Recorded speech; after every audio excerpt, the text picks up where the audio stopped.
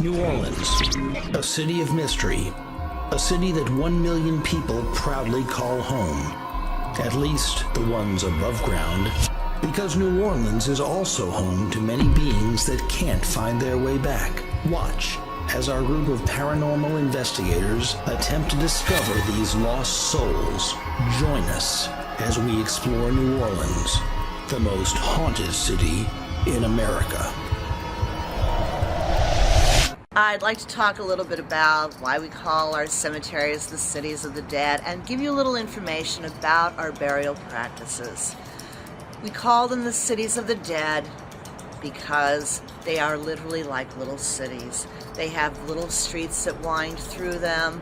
They are above ground and they resemble people's homes in a lot of ways. As a matter of fact, you could say that these wall vaults resemble apartment buildings and our freestanding family tombs resemble people's homes.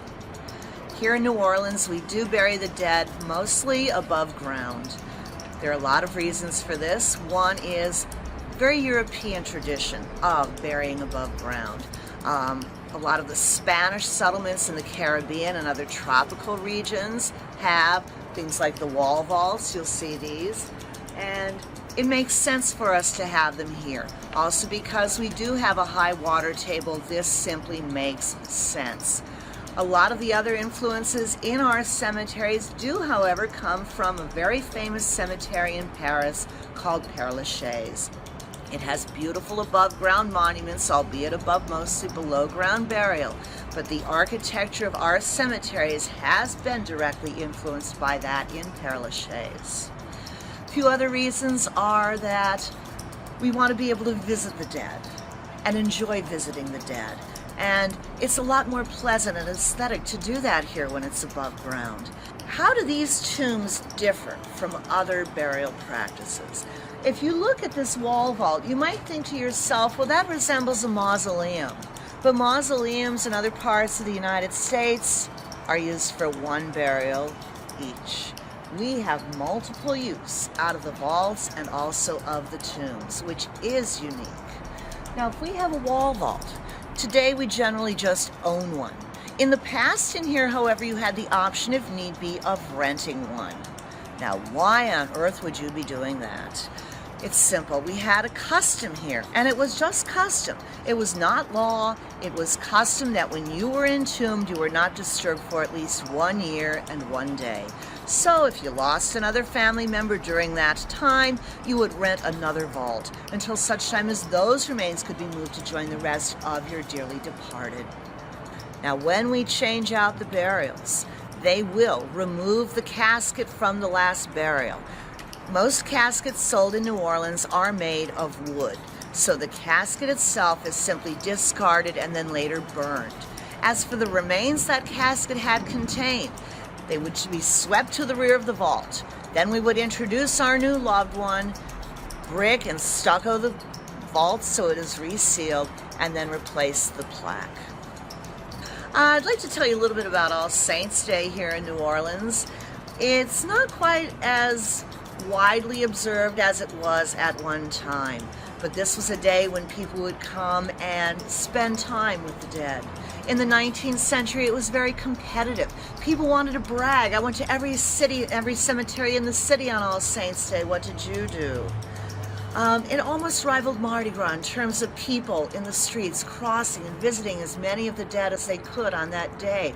There would be priests here for counsel. There would be nuns taking offerings for orphans and other charitable purposes. People would even come and bring food and visit with each other on All Saints' Day. Today we still observe it mostly in terms of people coming and leaving flowers and other items indicating that they've been here. Right now we are standing in front of the tomb of Marie Laveau, known as the Voodoo Queen of New Orleans. This is one of the top 3 most visited tombs in the United States of America, the other 2 being John F. Kennedy and Elvis Presley. Okay, why are all these items around the tomb? These are offerings. They've been left by people who have found a connection with Marie Laveau. Some of these are for wishes already granted. Some are for wishes that they hope will be granted in the future. Different things have different meaning to different people.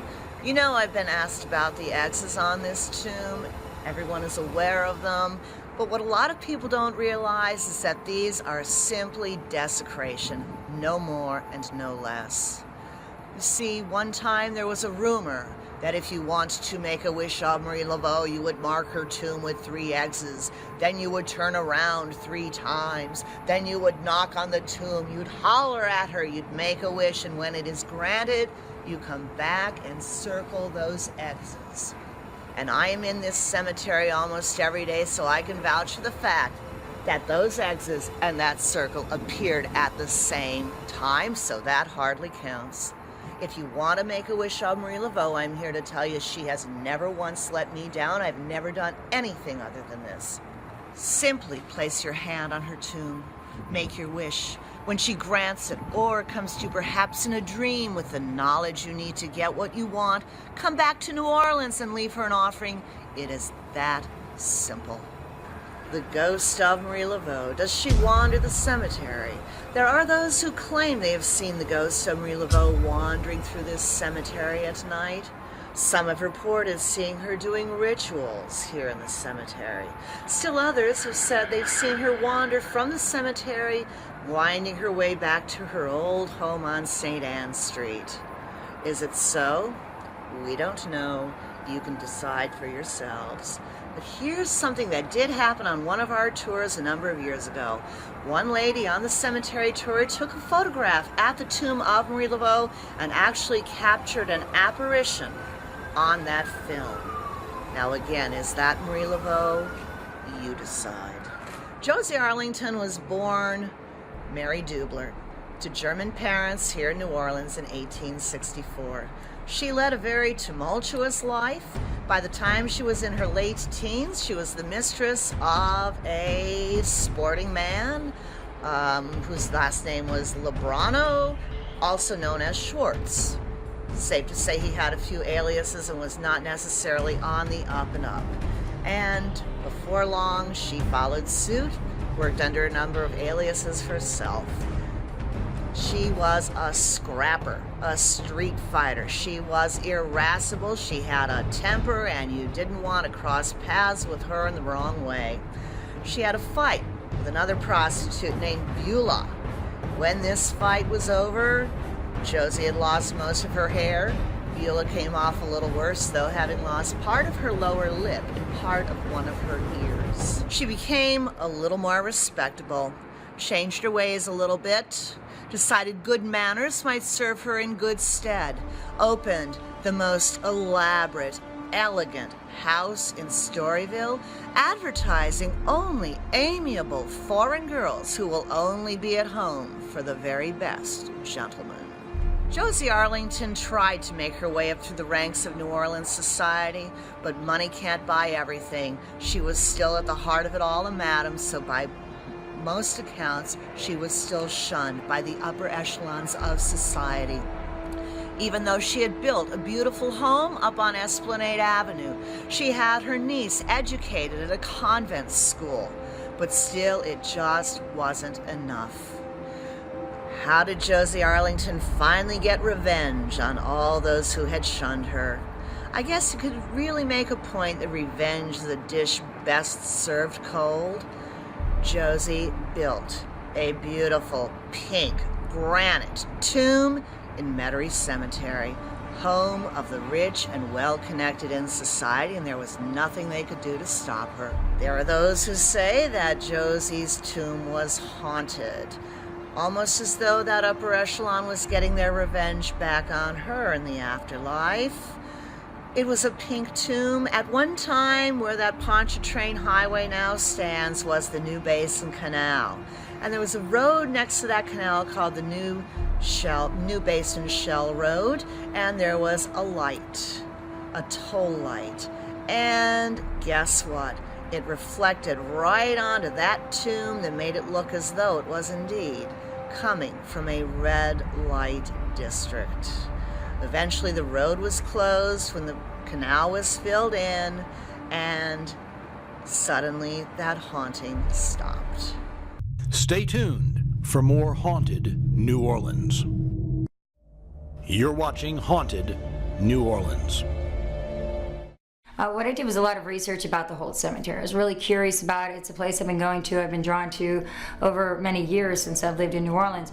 What got my attention about it was not only its in-ground burials, but it's got the first crematorium in the city of New Orleans. It was founded by Dr. Joseph Holt in an attempt to keep down the yellow fever epidemics in the city. It was a place where the poor could be buried immediately as opposed to being left laying on the streets to disintegrate. I've been doing a lot of research with people who have relatives buried in there, and all of them have some explanation as to what kind of activity goes on. There's nothing I've found specific to one particular grave or another, but all of them believe it's because whereas the above ground cemeteries use multiple burials, but it's supposed to be that way. They're recycled, they're not really on top of one another.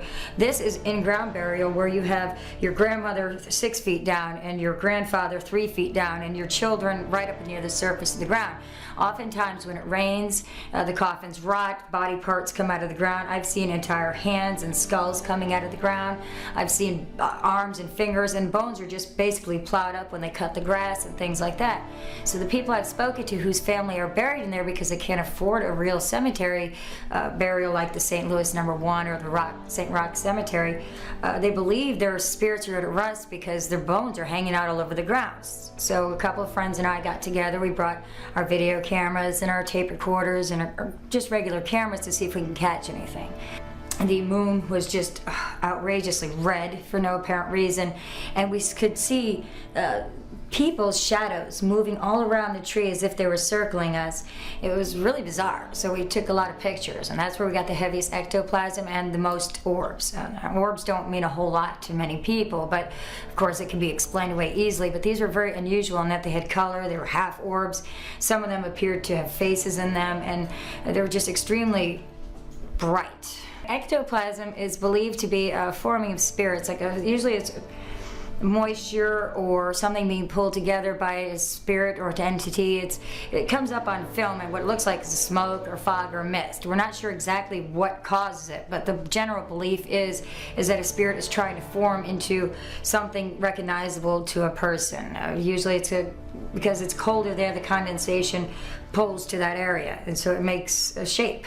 Many people don't realize that the cemeteries are full of restless spirits that can actually attach themselves to people. Oftentimes these spirits will attach temporarily and eventually go back to where they came from.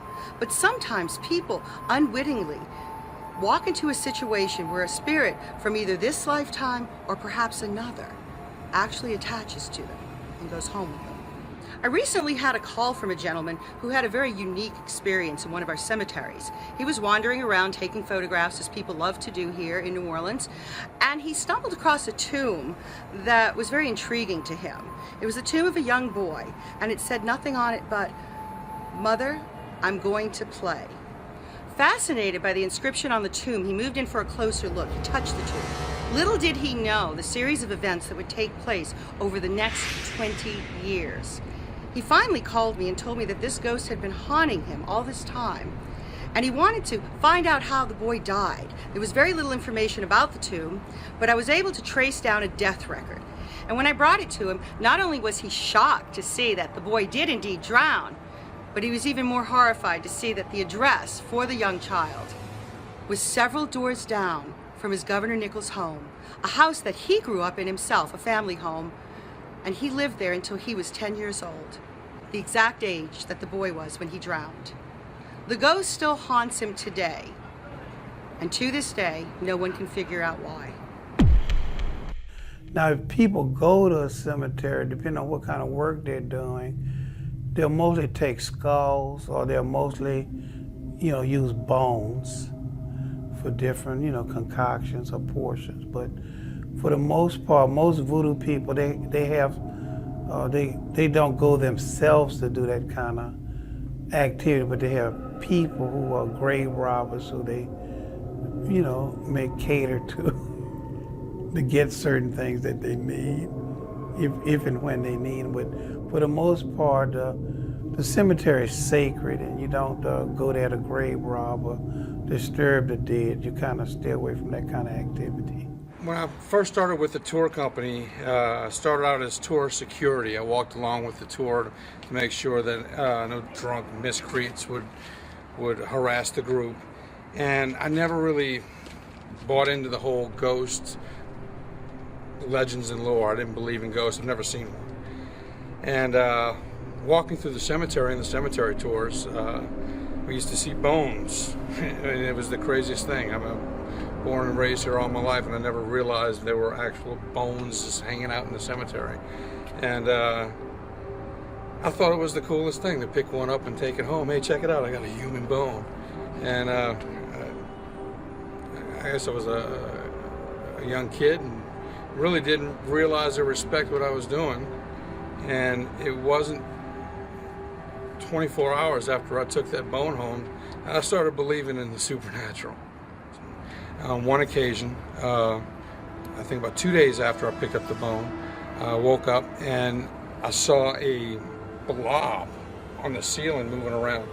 And yeah, sometimes you wake up and you kind of got to adjust your eyes for a second, and it didn't happen that way. I mean, I looked at this thing and stared at it for about 10 seconds and saw an apparition moving across the ceiling and then slowly disappear into the ceiling. And I was speechless. I mean, I immediately picked up the phone and called Khalil. I think it was like 2 o'clock in the morning, and she yelled at me. But I was scared to death. Well, she told me to immediately bring that bone back to the cemetery and put it back where it was, and to apologize to the spirit that I had taken it from. Again, I always thought this was kind of a ridiculous thing, but I did exactly what she said to do, because there's no question. There is no question that I saw what I saw. You're watching Haunted New Orleans.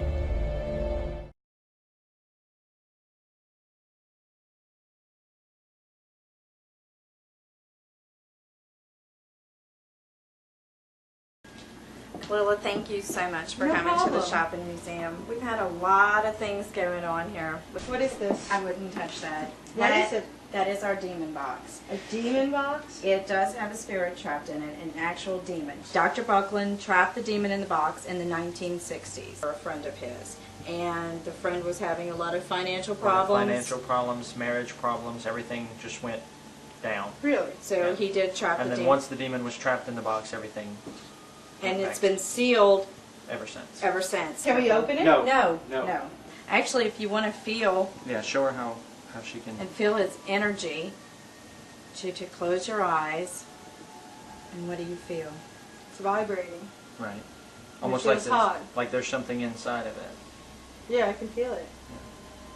Yeah, he's definitely in there, and he definitely, from time to time, tries to come out. The box sometimes tries to open itself, and we have to keep resealing it. So please don't It's open pretty the box. creepy. Well, I'll tell you what, can we do like a little paranormal investigation on the box itself? And just Actually, yes. try Yeah. to see if we can get a voice coming out of the box? Yes, that would, yeah. As long as we don't open it. I promise I won't open it. Okay. I swear I won't open it. Okay. Can I like rile him up a little bit?